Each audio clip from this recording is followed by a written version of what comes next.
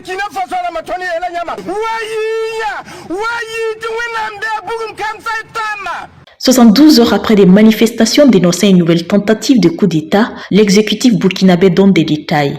Mamadou Sana confirme la tentative de déstabilisation et en donne le mode opératoire qui était prévu. Le 3 janvier 2026 à 23 h, il était prévu une action de déstabilisation du pays.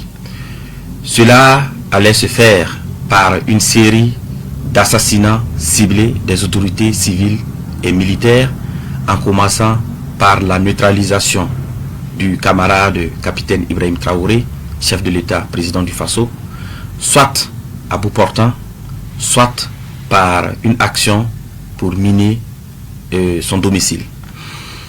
Après cette action, devrait suivre une action de mise hors service de la base drone et une intervention militaire terrestre des forces extérieures. Le ministre de la Sécurité annonce l'implication de plusieurs acteurs dans ce projet de coup d'État qui avait pour instigateur principal une personnalité bien connue. Les acteurs impliqués pour une question de confidentialité et aussi pour éviter de compromettre l'efficacité des enquêtes, nous allons citer seulement l'acteur principal. Il s'agit de l'ex-lieutenant-colonel Paul-Henri Sandaogo Damiba. Alors, il a eu pour mission clé de concevoir et de planifier les actions, de rechercher et de mobiliser les fonds, de recruter des populations civiles et des militaires. Les militaires avaient pour mission de coopter d'autres militaires, de mettre en place des groupes d'action avec des missions bien déterminées.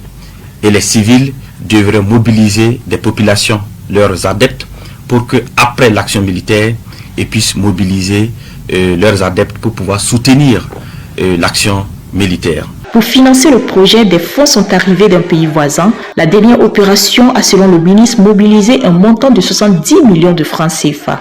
Ce qui est important aussi d'apporter comme élément d'information auprès des populations, c'est les sources de financement. Il s'est de souligner qu'une bonne partie du financement provient de la Côte d'Ivoire, dont la dernière opération s'élève à 70 millions.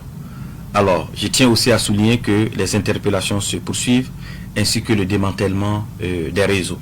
En tout état de cause, et pour prendre l'opinion nationale à témoin, nous mettrons à la disposition des médias des vidéos d'aveux issus des auditions de quelques acteurs clés. Les personnes interpellées dans le cadre de ce complot seront présentées devant les juridictions compétentes, précise Mamadou Sana, qui salue l'esprit de patriotisme du peuple burkinabé dont le rôle a été déterminant. Kaziba TV, pour un Burkina Faso souverain, intègre et fier.